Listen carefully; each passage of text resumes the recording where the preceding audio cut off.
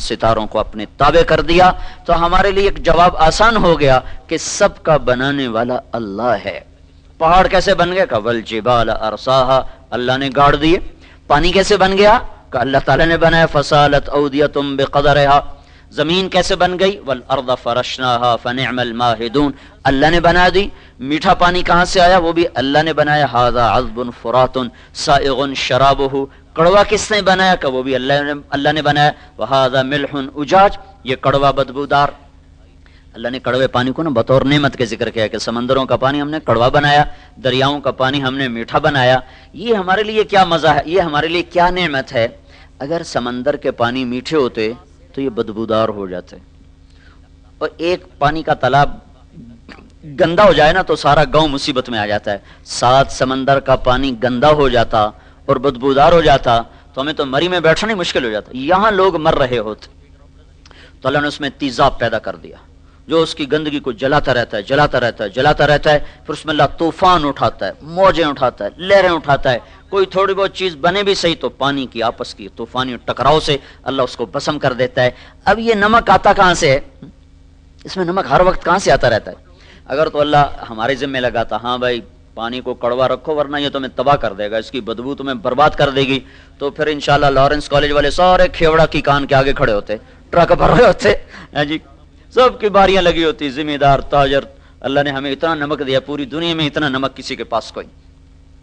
تو اللہ نے کیا کیا؟ زمین کو تھوڑا سا جنوب کی طرف جھکا دیا اور ادھر سمندر کر دیے، اور پہاڑوں کو شمال کی طرف کر دیا، اوپر برف جما دی۔ پھر زمین کے جھکاؤ سے فائدہ اٹھاتے ہوئے اللہ پاک نے پانی کو جنوب کی طرف بہانا شروع کیا۔ پہاڑوں پہ برف پگھلی، وہ ندی نالوں میں بدلی، چشمے شامل ہوئے، جھرنے شامل ہوئے، آبشاریں شامل ہوئی۔ وہ پانی ایک طاقت کے ساتھ پتھروں سے ٹکراتا ہوا اور بل کھاتا ہوا ایک حسن بھی اللہ نے بنا دیا، خوبصورتی بھی بنا دی۔ لوگ ناران کی جھیل دیکھنے جا رہے ہیں، حالانکہ اتنا سفر، مصیبت خانے، پتھر، پہاڑ، ٹکریں، پھر بھی جا رہے ہیں۔ وہاں سے یہ پانی جب میدانوں میں آتا ہے تو زمین میں نمک ہے، تو یہ پانی کیا کرتا ہے؟ زمین کی رگوں سے نمک کو کھینچتا ہے، اور پورے ٹرالے بن کر ٹنوں ٹن دنیا کے سارے دریا نمک سمندر میں پھینک رہے ہیں۔ روزانہ کروڑوں اربوں ٹن اللہ ہی جانے پانی سمندر میں نمک کو پھینکتا رہتا ہے۔ سمندر کڑوے رہتے ہیں اور ہم مزے میں رہتے ہیں۔ اگر یہ میٹھے ہو جاتے ہم برباد ہو جاتے۔ سارے شہر کا پانی کڑوا ہو، جہاں سے نہر گزر رہی ہے وہاں نل کا کھودو، پانی میٹھا ہوگا۔ فیصل آباد میں میری رہائش ہے، میرا علاقہ خنوال ہے، رہائش میری فیصل آباد میں، تو وہاں سارے شہر کا پانی گندا ہے۔ اس میں سے ایک نہر گزر رہی ہے، اس نہر کے دونوں طرف جتنے نلکے ہیں سب کا پانی میٹھا، چونکہ پانی بہتا رہتا ہے اور اس کے اندر کے نمک کو کھینچ کے آگے چلتا رہتا ہے۔ تو یہ ہمیں اللہ تعالیٰ نے جواب دیا، ام خلقوا من غیر شیء، کیوں بھائی آپ ہی بن گئے خود بخود؟ اگر خود بخود بنے تو جاؤ جو کرنا ہے مرضی کرو۔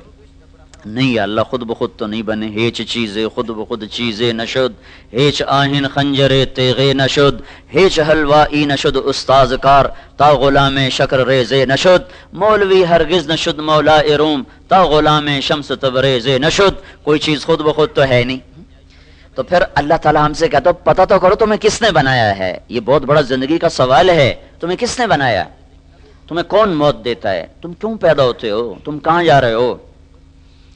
یہ علم میرے بچوں کالجوں سکولوں میں نہیں پڑھایا جا رہا۔ یہ علم اللہ نے بطور مسلمان کے ہم پر فرض قرار دیا، اور پھر اللہ تعالیٰ نے قرآن کے ذریعے سے، حدیث پاک کے ذریعے سے اسے محفوظ کر دیا۔ تو زندگی کا سفر شروع کرنے سے پہلے یہ طے کرو کہ تم نے زندگی گزارنے کیسی ہے۔ تم اچھے ڈاکٹر بنو، اچھے انجینئر بنو، اچھے سائنسدان بنو، یہ ہماری ضرورت ہے، لیکن تم اچھے انسان بنو، اچھے مسلمان بنو، یہ تمہاری زندگی کا مقصد ہے۔ تمہارے اس اچھا بننے پر ہماری زندگی کا دار و مدار۔ ایک ڈاکٹر آئے ہیں میو ہاسپٹل کے، وہ ایم ایس ہیں، پہلے بھی ایم ایس آئے، سارے ہسپتال میں دوائیاں فری تقسیم ہونے لگ گئیں، ہر مریض کا علاج فری ہو رہا ہے۔ ساری دنیا میں ایسا نہیں ہو رہا، اور میو ہاسپٹل کے 18 آپریشن تھیٹر ہیں، سب میں دوا مفت جاری۔ ایک سستی سے سستی دوا سے لے کر 1 لاکھ کی دوا مفت ایک مریض پہ لگ رہی ہے کہ ایک ڈاکٹر صحیح انسان آ گیا۔ اور اس نے جتنا پیسہ، میں نے اس سے پوچھا، میرا دوست ہے، میں نے کہا اتنے پیسے کہاں سے خرچ کر رہے ہو؟ کہا جو حکومت فنڈ دیتی اسی سے خرچ کر رہا ہوں۔ اور کہنے لگے مزے کی بات بتاؤں، پہلے 1 روپے کی دوائی مریض کو نہیں ملتی تھی اور خرچہ زیادہ تھا، اور اب تمام ہاسپٹل کو دوا فری جا رہی ہے، اور ہر سال کے آخر میں 5 کروڑ 6 کروڑ ہمیں بچ رہا ہے۔ ہر شے فری کر کے 6 کروڑ 7 کروڑ بچ رہا ہے، اور اس وقت ہر شے پیسے پہ تھی اور پیسے گھٹتے تھے کہ ایک انسان، ایک صحیح مسلمان اللہ سے ڈرنے والا ہے۔ اب میں نے اس سے سارا ہاسپٹل کا راؤنڈ کیا، باہر بیٹھے غریب لوگ جھولیاں اٹھا اٹھا کے اس کو دعائیں کر رہے تھے۔ اور پہلے کیا ہوتا تھا کہ ڈاکٹر کہتے یہ دوا لاؤ، وہ بھاگ کے جاتے، پھر کہتے یہ دوا لاؤ، اندر مریض اسٹریچر پر پڑا ہوا ہے، اس کا پیٹ چیرا ہوا ہے، تو بھاگ کے جاتے، پھر وہ دوا لاتے، جب پیسے ختم ہو جاتے تو پھر عورت اپنے کان کی بالیاں اتار کے دیتی، ہاتھ کی چوڑیاں اتار کے دیتی اور دوا لے کر آتی، اور پھر بھی دوا پوری نہ ہوتی اور مریض اسٹریچر پر ہی مر جاتے تھے۔ اور اب 5000 کا ٹیکہ دل کے اٹیک کا ہوتا ہے، ایمرجنسی میں کوئی ہارٹ اٹیک کا پیشنٹ آ جائے، مالدار آ جائے، غریب آئے، اس کو وہ ٹیکہ مفت لگایا جاتا، انہی پیسوں میں کہ ایک اللہ سے ڈرنے والا ڈاکٹر آ گیا۔ تو ہم یہ چاہتے ہیں کہ آپ اپنے جو آپ کی لائن آپ اللہ تعالیٰ آپ کے نصیب میں کرے، ڈاکٹر، انجینئر، سائنسدان اور اچھا افسر جو بھی آپ بنے، لیکن پہلے آپ اچھے مسلمان بنے تاکہ آپ کسی کا درد محسوس کر سکیں۔ ایک بہت بڑا ڈاکٹر تھا، پہلا نیورو سرجن پاکستان کا، پہلا نیورو سرجن کراچی کا تھا۔ اس کے پاس ایک شخص آیا، کہا جی ایک مریض ایکسیڈنٹل میں نے اٹھا کے اس کو ایمرجنسی میں لایا ہوں، آپ برائے مہربانی اس کو دیکھ لیں۔ تو اس ڈاکٹر نے کہا پہلے میری فیس رکھو پھر میں دیکھنے جاؤں گا۔ اس نے کہا میں تو راہگیر ہوں، مسافر ہوں، میرے جیب میں پیسے نہیں ہیں، تو آپ تسلی رکھیں میں آپ کو پیسے دے دوں گا، نوجوان ہے بالکل، آپ برائے مہربانی دیکھ لیں۔ اس کے سر میں چوٹ آئی، کہ نہیں پہلے میری فیس رکھو میں پھر جاؤں گا۔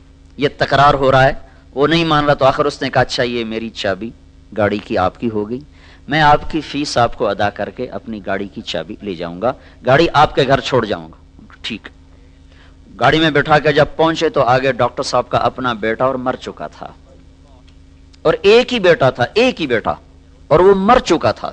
ڈاکٹر صاحب پاگل ہو گئے، جس کے لیے کمایا تھا وہی ہاتھوں میں چلا گیا۔ تو وہ ڈاکٹر زیادہ تھے، انسان کم تھے، تو اپنے بیٹے کو مار دیا۔ اور ایک انسان آیا، مسلمان آیا، تو اس نے سارے ہاسپٹل میں دوائیں فری کر دی اور الٹا پیسہ بچا کے دیا گورنمنٹ کو۔ تو اس وقت میرے عزیزو جو باہر ہو رہا ہے نا، سوائے اس کے کہ پیسہ اکٹھا کرو، اس کے سوا اور کچھ نہیں ہو رہا۔ تو دیکھو تم اللہ سے ڈرنے والے بنو، اللہ کے خوف سے اپنے شعبوں میں چلو، تو اللہ تمہیں عزت دے گا، تمہارے مقدر کا رزق کہیں نہیں جاتا۔ تو اللہ تعالیٰ ہم سے پوچھتا ہے خود بخود پیدا ہوئے؟ نہیں۔ اپنے خالق خود ہو؟ نہیں۔ زمین آسمان تم نے بنایا؟ نہیں۔ تو پھر پتہ تو کرو ہے کون؟ تو اللہ نے جواب دیا وہ اللہ ہے۔ اب دوسرا سوال پیدا ہوتا ہے مجھے کیوں پیدا کیا، میں کیوں آیا ہوں؟ تو اس کا بھی اللہ نے جواب دیا وما خلقت الجن والانس الا لیعبدون، تم اس لیے آئے ہو کہ میرے بندے بن جاؤ۔